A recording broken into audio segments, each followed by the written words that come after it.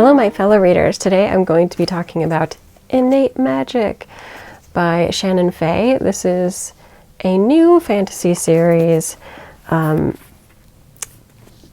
is volume 1 of a new fantasy series. Let's say that. The Marrowbone Spells. And I was intrigued by this delightful little book. It said, in the stuffy aristocratic circles of London, this mage is a breath of fresh air.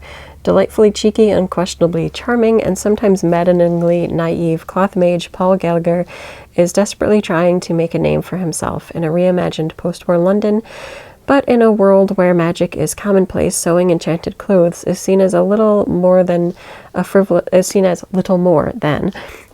distraction. Paul is hiding a secret, however. He possesses a powerful and illegal innate magic that could help him achieve his wildest dreams.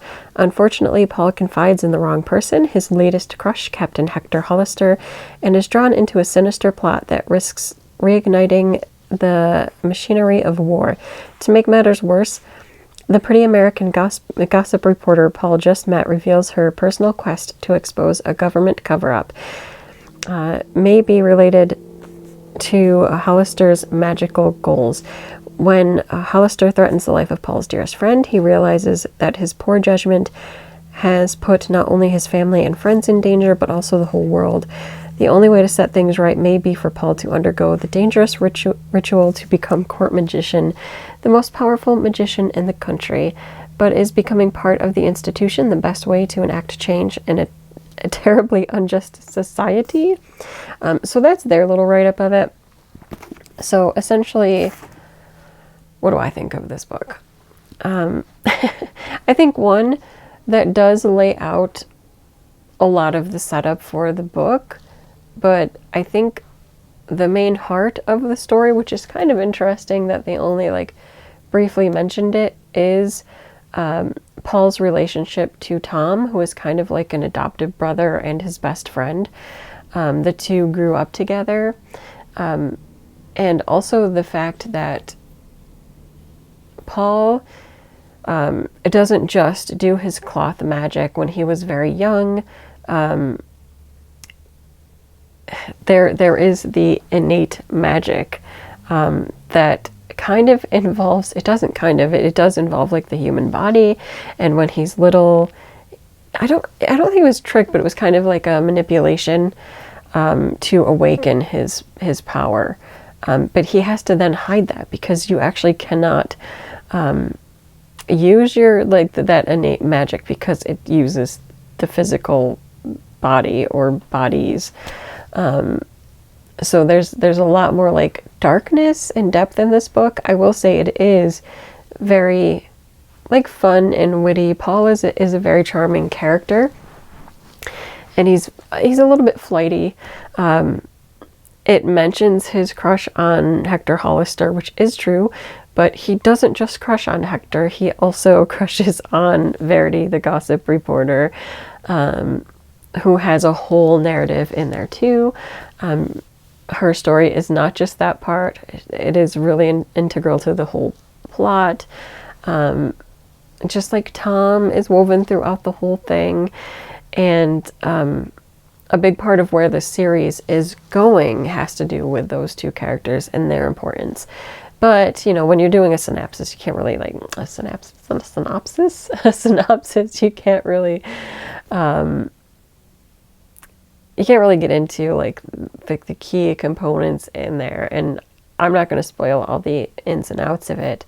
But it is just this world where, he's trying to get by. He really enjoys the cloth magic, and he loves working with his best friend Tom, and they do it together, and they develop these new clothing techniques, and so you get to see them doing spell work together and what they're trying to get out of it, and it's just fun. And then they go to parties, and then you got Paul crushing on these different people and just imagining their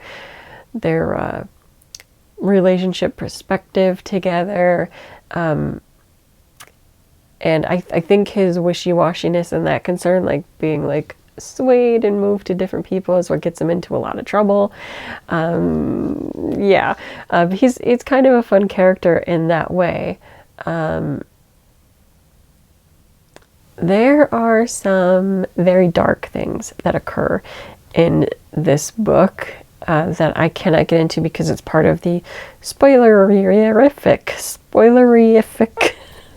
however you want to say it, part of the story. Like if I gave out what happens, then it kind of ruins the intensity of that part. But I will say, if you're at all squeamish or you cannot handle not even the full description of it, but even the thought of these things, maybe stay away from the book a little bit or skim that section, because you kind of know that it's coming. Just like flip the page or something, because it is kind of grotesque and brutal.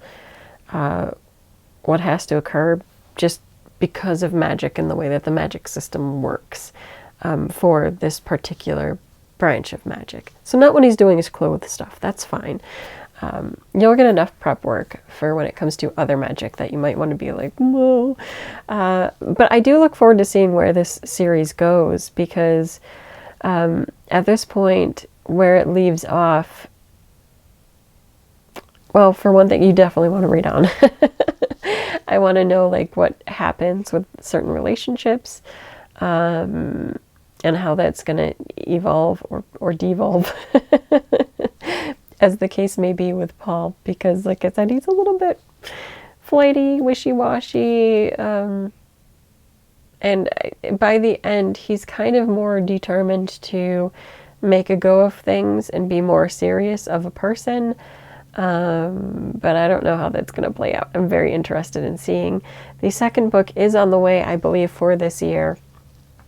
I think it was scheduled for the fall. But again, if you're interested, just keep an eye out for it, because of the way that the publishing industry is having all the delays and supply shortages. It could end up delayed potentially. But at this point, I think it's scheduled for this fall, I think. I just checked my notes and I happened to write down about the book. So the next one is External Forces, and it's scheduled to come out in October. But whether or not there's any delays, I cannot guarantee at this point. But yeah, I do look forward to seeing like what happens and where the series goes. It's kind of, I don't want to say it's less serious, because there was so much, like, there was stuff that happened in this that's really dark. And, you know, not full on like grim dark magic, but it was dark. And so I can't be like, oh, it's a really light and fluffy series, even though much of what happens in it is humorous and just kind of fun to follow along with the characters. Their interactions are great, but there's also like this hidden darkness in the background. So I don't know. I'm intrigued enough to want to read External Forces. I liked the characters. I liked how it was done. I will say that besides having the physical copy of the book, I did pick up the audiobook as well. And the audiobook was brilliantly narrated.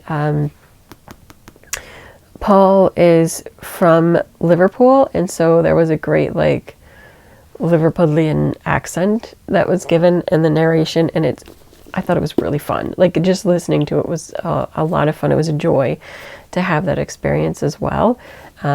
Breathed even more life into the characters. So if you like audiobooks, you might want to try this one as the audio. But all in all, like, I don't know, I wouldn't hesitate to recommend it to a fantasy fan. So I would just tell you, like, be aware about Paul and his his flightiness, and also like his just